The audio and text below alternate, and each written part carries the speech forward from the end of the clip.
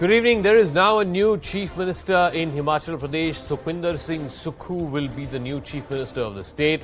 This is a day after the voters of Himachal Pradesh rejected the BJP and decided to go with the Congress. Now the saga around who will be Chief Minister has ended. Sukhwinder Singh Sukhu has been announced as the next Chief Minister of Himachal Pradesh. Lokesh Jindal, the former state president, will be the Deputy Chief Minister. But Pratibha Singh's supporters are very angry. She was not chosen by the High Command for the top post. So after Punjab, Chhattisgarh and Rajasthan, the infighting within the party is very clearly seen in Himachal Pradesh.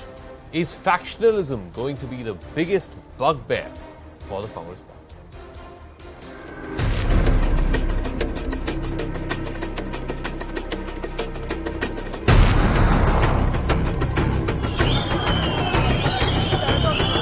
राजनीति की जो सीढ़ियां मैंने चढ़ी है उसमें गांधी परिवार का बहुत बड़ा योगदान रहा। इस योगदान के लिए मैं उनका व्यक्तिगत तौर से धन्यवाद करता हूं। हाईकमांड का फैसला हमें मान्य है और बधाई देते हैं। ठीक है।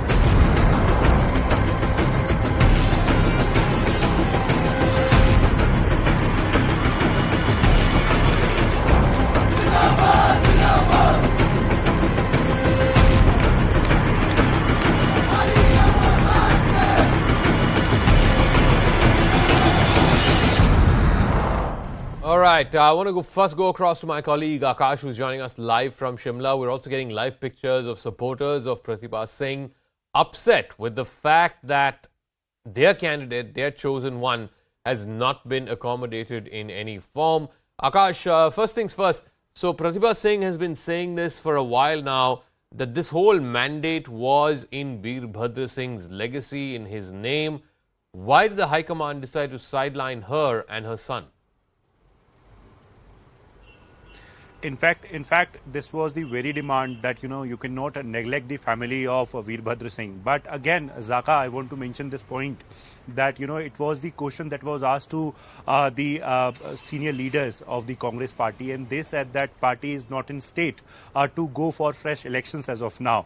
And, they are somewhere indicating that Pratibha Singh gave her consent, that okay, she's okay with the name of Sukhwinder Singh Sukhu. Also, it is important to mention that we have seen a 6 hours long meeting in the Oberoi Hotel where, all the national observers and Pratibha Singh were present in that particular hotel, and after much of deliberation this name has been decided. So Sukhwinder Singh Sukhu's name has been decided first. Secondly, Mukesh Agnihotri is going to be the deputy chief minister. Now there was a buzz that Vikramaditya can be the deputy chief minister as well, but now we are learning from our sources that in fact this was the very option in front of the Congress party, and in fact this was the suggestion. However, Vikramaditya said that as of now he just don't want to be the deputy chief minister and he wants some time to decide and think over it. Also, talking about the fresh development now after this particular name, tomorrow we are going to see the oath taking ceremony where tomorrow at 11 a.m.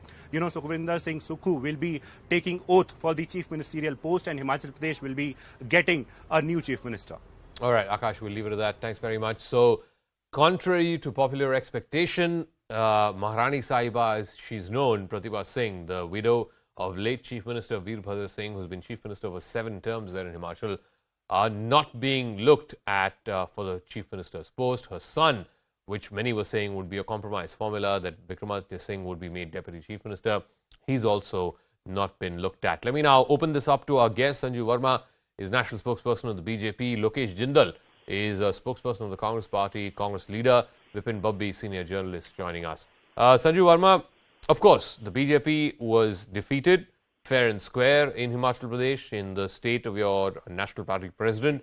But the fact that the Congress seems to have gone with Sukhwinder Singh Sukhu and Mukesh Agnihotri as Deputy Chief Minister and decided to sideline Pratibha Singh and the Veerbhadra Singh family, do you believe that again this is episodic of the Congress party not being able to realize what's happening on the ground, or what the pulse of the worker is, the pulse of the people is? Zaka, I would like to borrow your phrase, episodic, of course, yes. Symptomatic, of course, yes. Emblematic, of course, yes. It is symptomatic and episodic of what played out last year in pretty much similar circumstances in Punjab. You had, Charanjit Singh Channi versus Navjot Singh Sidhu versus Sukhwinder Singh Randhawa, who was then made the deputy to Channi, Harish Rawat, who had a stake in Punjab, against Sunil Jhakar, so on and so forth. Without being very verbose, I would just like to say this. We wish the Congress all the best. We intend to work as a constructive opposition in Himachal Pradesh. Who they decide to elect as their chief minister, which is obviously now Sukhwinder Singh Sukhu, is entirely their internal matter. But I will certainly not hold back my punches and point out one very thing. Let's not forget that in Chhattisgarh, you have the current incumbent Chief Minister Bhupesh Singh Baghel and Chhattisgarh's Health Minister T.S. Singhdeo at loggerheads with each other. In Rajasthan, it is proverbial, for years together, Sachin Pilot and Ashok Gehlot have been at each other's throats.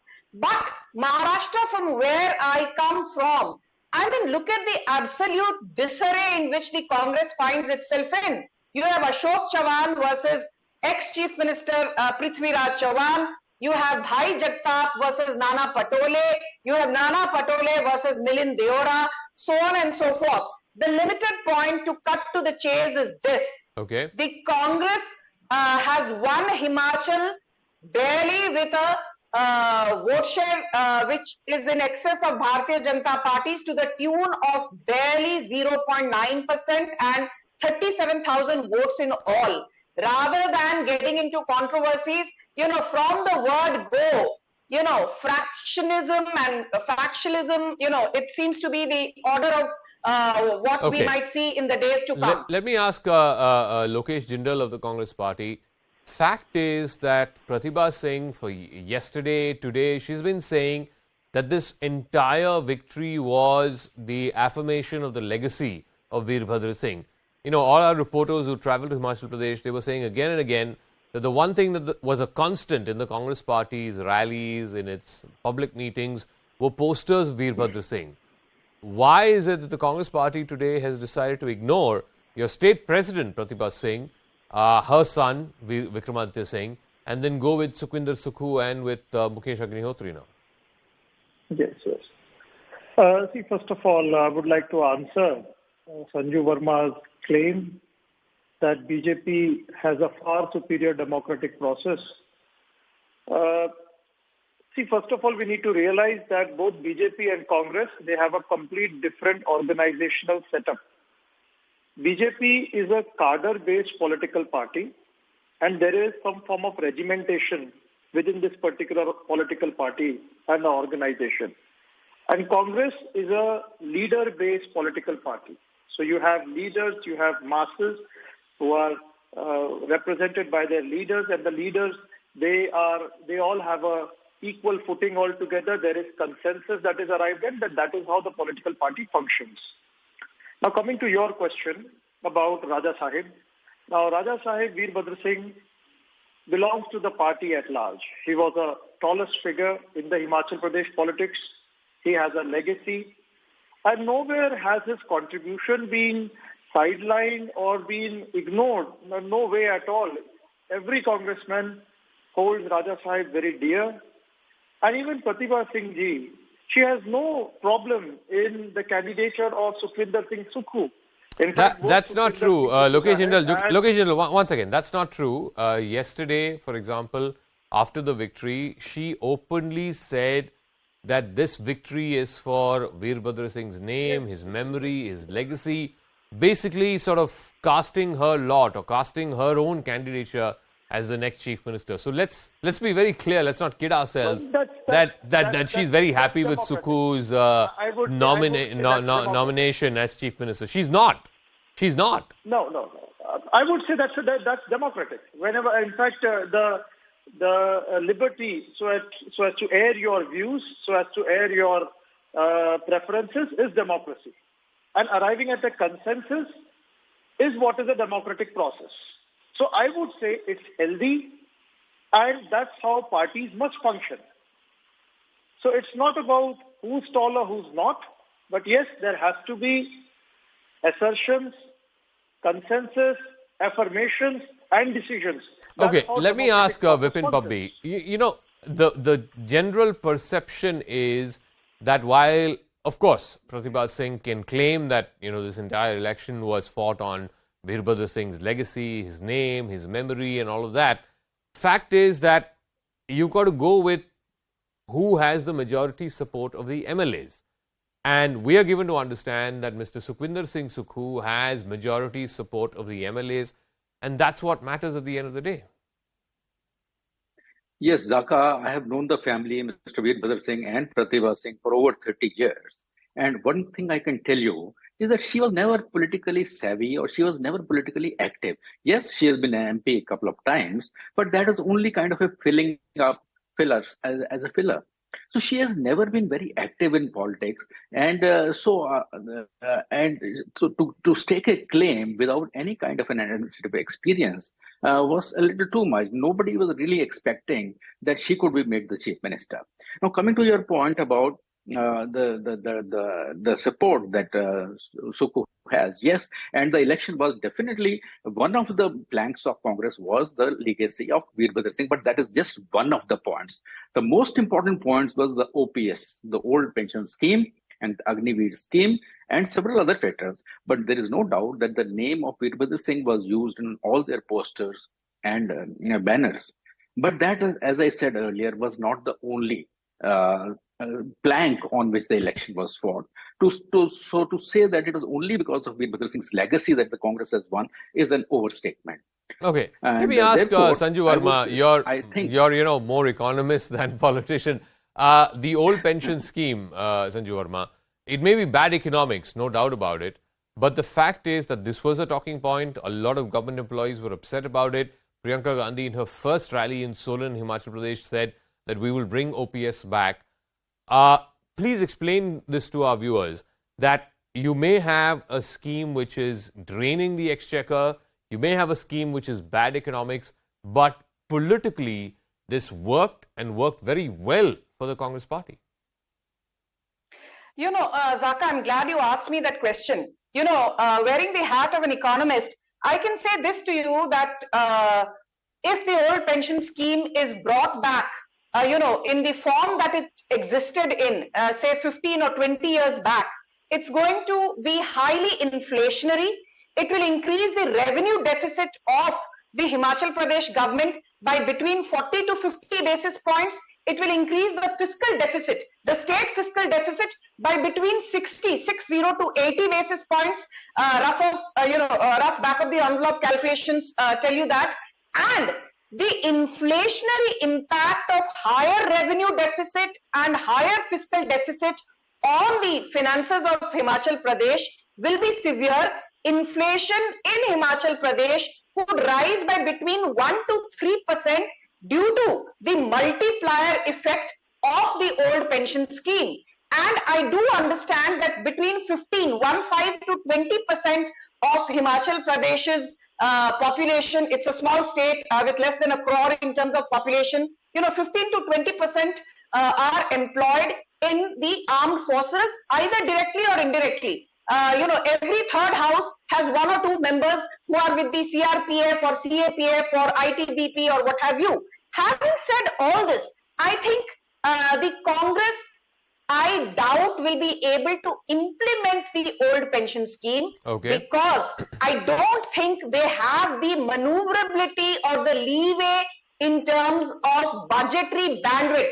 You just tell me, Zaka, one thing. For a state with a small population of 1 crore odd, how are they going to implement a scheme which will in absolute numbers add 1 to 1.5 lakh crore to the revenue and fiscal deficit? Yeah. I mean, that will eat away more than 40% of Himachal Pradesh's state GDP and push it onto the throes of bankruptcy. No, so and I will just end by saying one thing. Yeah.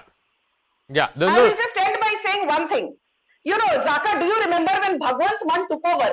Yeah. He was aware that the debt of Punjab was already close to 3 lakh crore. Yeah. And Punjab has a GDP of 5.4 lakh crore, which means 55% of Punjab's GDP was actually being serviced to pay off debt. And we are exactly doing a Redux Punjab 2.0. Okay. Look, I'll be Himachal. very clear about this. It's bad economics, no doubt about it. You're bringing back old pension scheme. It'll cost about 40% of the entire state budget at a time when, you know, tourism, which is one of the major sort of income sources for the state, as it were, is just beginning to slowly climb back up. To say that we will do OPS and we will do it in the first meeting of the cabinet may be politically expedient, but certainly economically it is going to hurt the state. But Lokesh Jindal, the point is that I keep coming back to this. The Congress party seems to have once again given rise to this dual leadership, as it were, or this duopoly, as it were. In Rajasthan, we are seeing it between Sachin Pilot and Ashok Gehlot. In Chhattisgarh, we saw it between T.S. Singh Dio and Bhupesh Baghel. And once again here, you have the Chief Minister in Sukhwinder Singh Sukhu, and you have the Deputy Chief Minister in Mukesh Agnihotri, but you also have the powerful Veerbhadra Singh family or clan who are not accommodated, at least not as of now. See, first of all, Pratibha ji, she is herself member of parliament, and her contribution, her role is immensely important when we talk about Himachal Pradesh politics. So the party was not at all in favor of Pratibha ji resigning as a member of parliament and becoming the chief minister.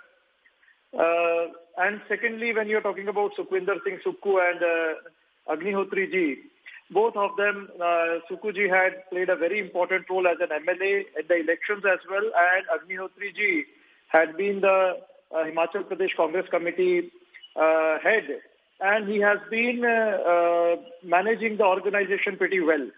So I do not find any form of a conflict of interest, or I don't find any form of a friction within the organization at all. In fact, whatever is being exaggerated and whatever is being claimed is something which is simply sensationalization. It will slowly and steadily die out, and it will even out. Everything will iron out by itself with time. I think we must focus more upon what we have to do in Himachal Pradesh right now, because much water has flown down since the time the elections have been held and consensus has been arrived at with Sukhwinder Singh Sukhu becoming the chief minister. Okay, Vipin Pubby, again I keep coming back to this point. For Veerbhadra Singh, clearly, I mean, even posters were in his name, in the images of Veerbhadra Singh. How will the Congress party be able to accommodate both his wife and his son?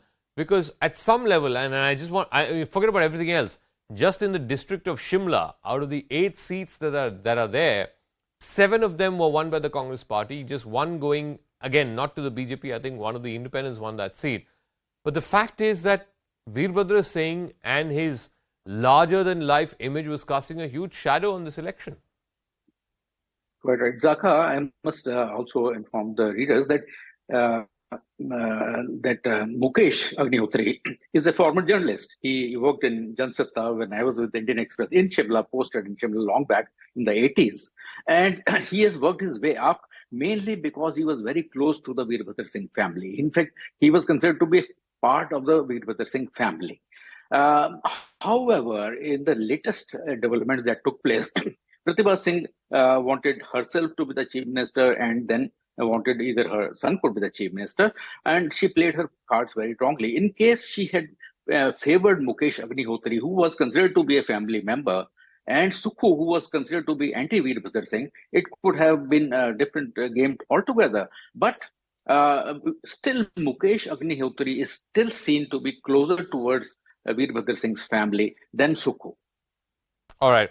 I'll give the final word to the spokespersons, Sanju Verma and Lokesh Jindal. Sanju Verma, for the BJP, what are the lessons that you have learned from Himachal because of the fact that this happened to be a high-stakes battle and your national president's home state, and you lost it? Zaka, I'm not going to beat around the bush. Obviously, you fight an election to win it, more so if it's a party like the BJP, which fights every election to the T. I'm not going to say, oh, we are happy, Congress says 0.9% vote share kam tha. We lost by an overall margin of just 37,000 votes, which is nothing great. So we were this close to the goalpost. Having said all this, I think it's not fine on my part to sit here and wax eloquent about party strategy, but I'm sure the top brass of the party has taken cognizance of the fact that in many seats, because out of the 22 odd rebels, 12 odd rebels, they actually put up a serious fight, including the likes of Ashwini Sharma and KL Thakur, etc. So I'm sure there is a lesson that more than being a Congress victory, for want of a better phrase, the BJP rebels in many seats handed it to the Congress on a platter. All right. And now with Pratibha Singh throwing a gauntlet at Sukhwinder Singh Sukhu and at the Gandhis, I don't think, we've seen or heard the last word on this one. All right, we'll see how this plays out. I tend to agree with Sanju Verma because the fact is that Pratibha Singh and Vikramaditya Singh, I don't think you've heard the last word on this whole story in Himachal just yet, because of the fact that both the Chief Minister and the Deputy Chief Minister are not from, quote-unquote, their camp, as it were. Whether this will cost the Congress party or not, we'll wait and see. We'll be keeping track of that story. I want to thank, in the meanwhile, Lokesh Jindal, Sanju Verma, and, of course, Vipin Pubby for joining.